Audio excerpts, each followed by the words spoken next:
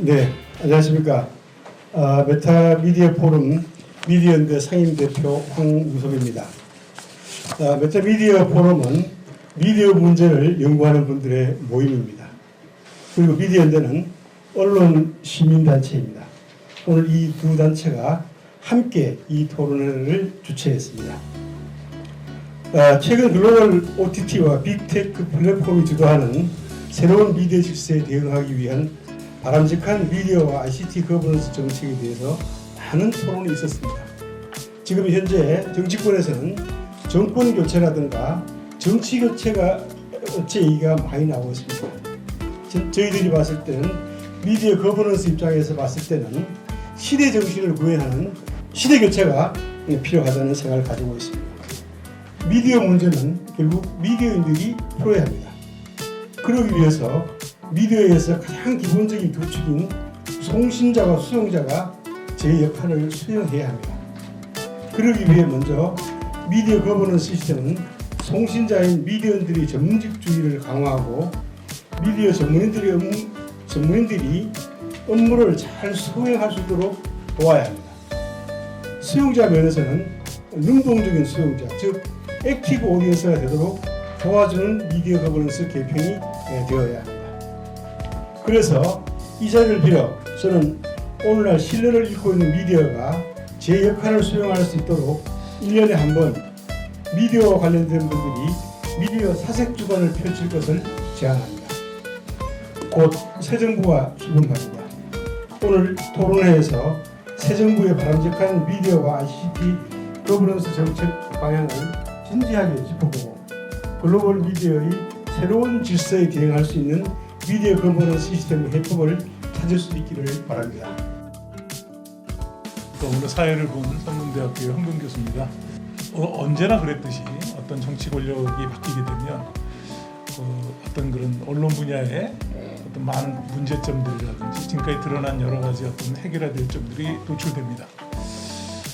그런 문제를 해결하는 것도 굉장히 중요하지만 지금 아마 우리에게 2020년대를 살고 있는 우리에게 그보다도 더 중요한 또 다른 과제가 있죠. 그런 어떤 정치적인 어떤 그런 문제보다도 오늘 주로 발표 주제가 될 것 같습니다만은 어떤 기술적인 변화. 이건 우리가 이제까지 상상을 초월했던 어떤 기술적 변화입니다. 여러분이 다 아시다시피 미디어라는 영역이 이제까지 100년 이상 유지해왔던 독립적인 영역을 유지할 수 있느냐 하는 문제 정도로 존립의 문제가 걸려 있는 거고요. 또 다른 하나는 이렇게 되다 보니까 모든 나라가 그동안 언론에 대해서 누려왔던 어떤 문화적인 어떤 국가적인 단위의 어떤 그런 독립성이라고 하는 게 이제는 무의미해져 버리는 그게 어떤 정치적인 이유가 아니라 기술적인 이유이기 때문에 그러니까 이런 문제에 어떻게 대응할 것이냐 하는 그런 것들이 아마 상당히 우리에게 절박한 상황인 것 같습니다. 황우섭입니다. 저는 글로벌 OTT와 플랫폼 주도의 미디어 질서의 대응 전략을 가장 중요한 것으로서 국가적 과제를 해결할 수 있는 미디어 거버넌스 개편이 되어야 된다. 이렇게 생각합니다.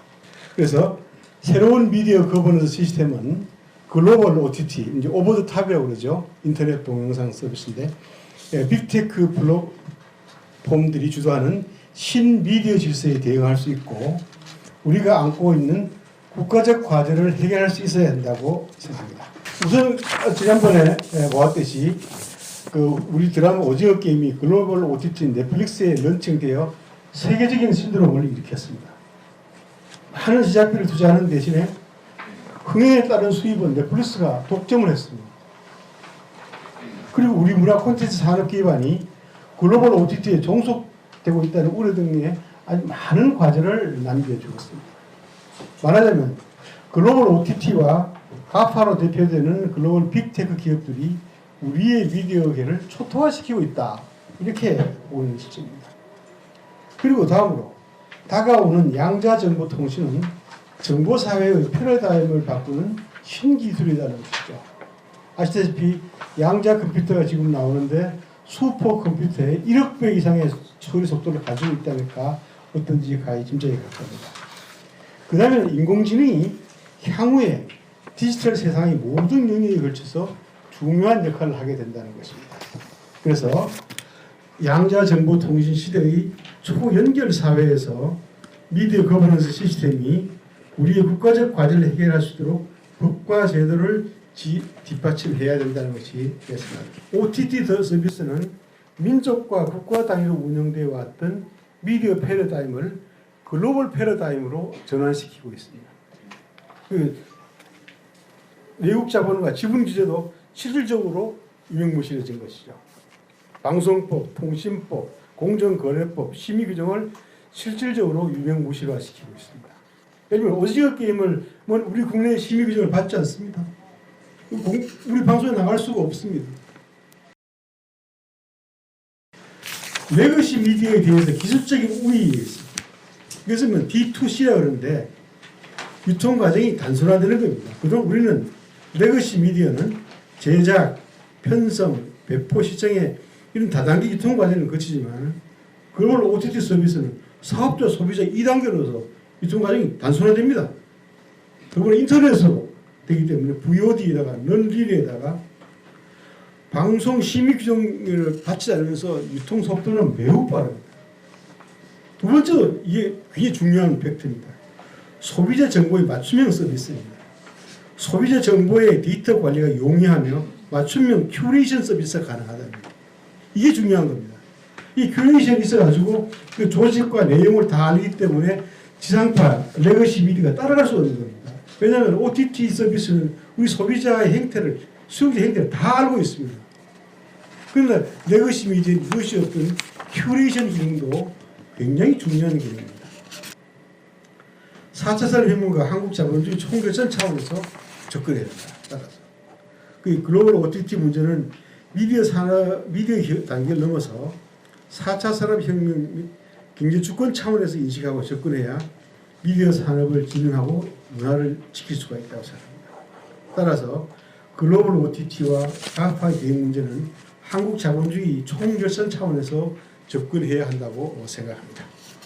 마지막으로 미디어 거버넌스 시스템은 국가적 과제를 해결할 수 있어야 된다는 것을 다시 한번 강조드리고자 합니다. 글로벌 OTT와 플랫폼들이 주도하는 신미디어 질서에 대응하는 미디어 거버넌스 개편은 미디어 차원을 넘어서 미디어와 긴밀하게 맞물려 있는 영역의 혁신으로 국가 경쟁력을 강화하는 계기로 삼아야 할 것입니다. 미디어 거버넌스는 미디어 산업과 연관된 국가, 시장, 사회적으로 다양한 집단의 이해관계가 첨예하게 얽히기 때문에 새 정부는 범사회적 협의인 가칭 미디어 거버넌스 혁신위원회를 설치하여 미디어 거버넌스의 다양한 주체와 충분한 논의와 검증을 거쳐서 법과 제도를 만들어야 할 것입니다. 새 정부의 미디어 거버넌스 개편은 국가 시스템 작동의 적절성을 총점검하는 프로젝트로 삼을만 합니다. 그래서 혁신된 미디어 거버넌스 시스템이 글로벌 미디어 생태계의 여러 문제점과 우리 국가적 과제를 해결할 수 있어야 한다고 생각합니다. 장설입니다. 미디어 가버넌스와 관련돼서 그동안 언론학회를 중심으로 한등 다 다양하게 많은 논의가 이루어졌고 광범위한 분야이기 때문에 저는 그 중에서 그 자율과 타율의 딜레마라는 이쪽으로 제가 초점을 맞춰가지고 국한시켜서 말씀을 드리고자 합니다. 이 미디어 하게 되면은 이 자율과 통제 영원한 하나의 딜레마입니다. 그럼에도 불구하고 현실적으로는 타율 중심으로밖에 갈 수 없는 현실입니다. 그러나 미디어의 경우는 나름대로 자율 규제를 원칙으로 해야 한다는 이게 정도라고 생각을 합니다. 왜냐하면은 미디어는 프리덤 오브 스피치라는 언론의 자유를 깔고 있습니다. 그리고 언론의 자유라는 것은 기본적으로 국민의 알 권리라는 절대절명의 이 명제가 있습니다. 그래서 국민의 알 권리를 충족시키기 위해서 언론의 자유는 필수적으로 보장이 돼야 합니다. 이게 정도입니다. 그런데 이 정도를 가기 위해서는 미디어계가 스스로 엄청난 고난의 길을 가야 하고 또 엄청난 많은 준비를 해야 합니다. 다 안다고 하는데 실천이 안 되고 있다. 그런 차원에서 다시 한번 강조를 하고 또 구체적으로 어떤 길을 걸어가야 될 것이냐 거기에 초점을 맞췄습니다. 그 나라의 그 정치 수준, 정부의 수준은 그 나라 시민들의 수준이라는 얘기를 합니다. 그래서 people deserve the government they have. 그 나라 국민이 가지고 있는 그 정부의 수준은 그 나라 시민들의 수준이라고 하듯이 저는 제가 이런 말을 people deserve the media they have. 그 나라의 미디어 수준은 바로 우리 수용자 수준이다. 그래서 수용자로부터 다시 한번 시작하는 그러한 계기를 삼았으면 좋겠다는 측면에서 제가 오늘 이 제안을 다시 하는 겁니다. 그러면 제가 철학적인 사설을 하자고 그러는데 그 철학에는 대략 한 7가지 영역이 있습니다.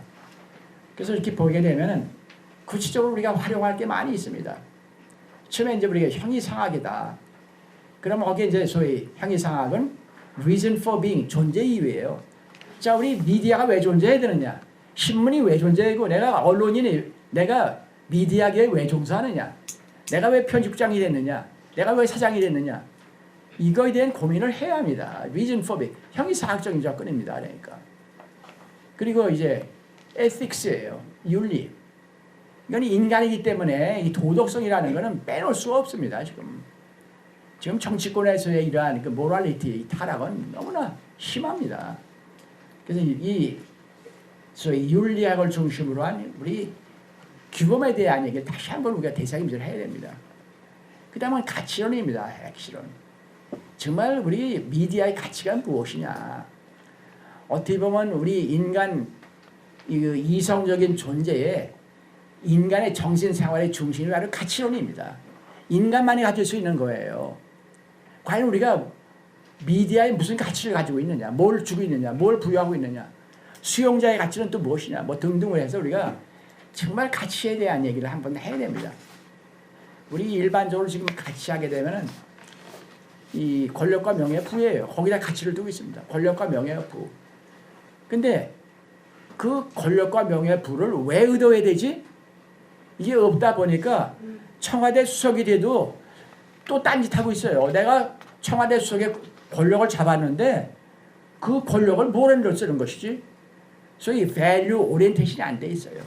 가치론을, 그 가치를 어떻게 끌어가야 되지? 이거에 대한 생각이 없는 겁니다. 그래서 권력과 명예 부, 파워, 아나, 웨alth 세 가지를 죽어라 띱니다. 학교 교육도 그렇게 망가져 버렸어요. 미디어가 어떤 가치관을 창출하느냐 진짜 고민해봐요. 다음 넘겨주세요. 이 수사학 이건 아주 직결됩니다. 수사학이라는 게. 뭐 수사학은 아주 레토릭인데 이게 미디어 바로 이게 커뮤니케이션입니다. 송신자, 수신자, 콘텐츠 한마디로 하면 에토스, 파토스, 로고스예요. 에토스는 보내는 자입니다. 송신자. 파토스는 수신자예요. 그 에토스가 송신자가 어떻게 보냈길래 파토스 수신자가 저렇게 화를 내고 있느냐. 그럼 수신자를 나무라지 말고 송신자부터 우리 추적을 해가야 합니다. 왜 그러냐. 로직. 콘텐츠가 뭘 남았길래 그러는 것이냐. 지금 수신자부터 수신자 수준이 이밖에 안 돼. 국민 수준이 이밖에 안 돼. 이런 차원에서가 아니라 제대로 한번 수학적인 접근을 한번 해보자.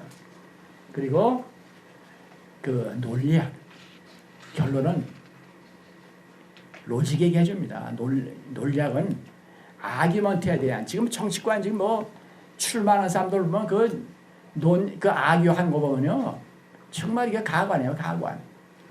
근데 그 논증을 하고 있는데 그것이 유효한 것이냐, 건전한 것이냐, 오류는 없느냐, 일관성이 결여되어 있지 않느냐, 또 연계성이 없지 않느냐, 저러한 것을 따져야 돼요. 또 따라서 오소리티 대통령이기 때문에, 장관이기 때문에, 총리이기 때문에 이러한 오류를 많이 범하고 있어요. 시멘틱스 이게 참 중요합니다. 이게 지금 정치판에서 보면요 말꼬리 잡습니다. 말꼬리. 근데 재미있는 게 뭐냐면요 의미라는 것은 단어에 있는 게 아니고 그 단어를 쓰는 사람 머릿속에 있어요. 그래서 meaning is not in words but in people. 의미라는 것은 그 단어를 쓰는 사람 머리에 있어요. 통일, 우리의 염원은 통일이다. 다 같이 손잡고 눈물을 흘려요. 김정은이도 통일하고 싶어요. 청와대도 통일하고 싶고 우리 국민들 다 통일을 원해요. 그런데 머릿속에는 단어는 통일이라는 단어를 쓰고 있지만 의미는 다 달라요. 김정은이 생각하는 통일하고요. 내가 생각하는 통이 달라요. 근데 단어는 똑같이 통일이라는 단어를 쓰고 있거든요. 여기서 혼란이 생기는 거예요. 그래서 people in quandaries. 역경에 빠진 처한 인간들이에요. 제가 제일 좋아하는 책입니다. people in quandaries. 인간이 왜 역경에 처하고 있냐. 우리 지금 한국 사회가 왜 역경에 처해 있느냐. 바로 시멘트의 문제입니다. 이런 걸 한번 폭넓게 한번 깊이 있게 한번 우리가 접근을 해보자 하는 게 제가 이게 소위 철학적인 사색입니다. 전문직과 그 전문직과 얘기를 하는데 전문직과 조건이 있어요. 전문직이 되려면 아까 말씀드린 이 세상에 수십만 개의 직업이 있는데 그중에 몇 개만 전문직이라 프로페셔널이라고 합니다. 그 조건이 뭐냐. 그래서 쉽게 얘기하면 내가 의사, 판사, 교수 뭐 이런 등이 소위 프로페셔널이라고 합니다. 그거 되기 위해서는 한 5가지 정도 조건이 있어요. 첫 번째, 프로페셔널 트레이닝이 있어야 해요. 전문 교육 훈련을 꼭 받아야 합니다. 의사 되기 위해서 엄청난 수련을 거쳐야 돼요. 아무나 그 의과대학 들어가라 아닙니다. 생명을 존중하는 거예요. 그리고 형식인지 모르지만 의료계의 히포크라트 선서 하듯이 뭐 언론인 선서가 될지 아니면 정말 freedom is not free 정말 언론의 자유를 위해서 희생된 그 사람들의 이름을 따라서 하든가 하여튼 뭔가 선서라는 건 중요합니다. 그 다음에 퍼블릭 인터레스트입니다. 퍼블릭 서비스예요. 자기 개인 도우려고 하는 게 아니라 전문직이 되려면 퍼블릭 서비스입니다. 퍼블릭 서번트예요. 공복이에요. 퍼블릭 인터레스트 공익을 전제로 해야 합니다. 그러기 위해서는 네 번째로 주인 정신이에요. 셀프 엠플로이드. 주인 정신은 뭐냐? 내가 결정권이 있어야 돼요. 의사 수술 결정은 의사가 하는 겁니다. 병원장이 하는 게 아니에요. 교수 수업할 때 실라버스 내가 만드는 거예요. 총장이 해주는 게 아니에요. 나는 봉급 받아요. 학교에서 봉급 받죠. 병원에서 봉급 받죠. 그렇지만 저 전문직의 정신을 살려야 됩니다. 미디어라면은 각자 하나하나가 다 자기가 결정권이 있어야 되는 겁니다. 그게 주어져야 돼요. 그게 바로 기자입니다. 그게 바로 의사예요. 그게 바로 판사예요. 그 다음에 자율규제. 아까 자율규제, 아까 제 화두가 자율이냐 타율이냐 딜레마. 자율규제 할 수 있는 그 자격이 있어야 돼요. 윤리 도덕성 등등을 해서 그리고 그 전문직에 속하는 사람들이 이탈할 경우에는 가차없이 쫓아낼 수 있는 그러한 제도적인 장치를 마련해야 합니다. 미디어가 정화가 돼야 한다. 제3자가 할 수가 없어요. 스스로 해요. 그게 전문직이에요. 그리고 코드 오브 에틱스, 코드 오브 컨덕트, 윤리 행동 강령 다 있어요. 예? 있는데 실천이 됩니까? 그 형식이에요, 그냥. 그래서는 안 돼. 그래서 제가 사색 주간을 갖자. 한번 되돌이켜 보자. 그런 겁니다.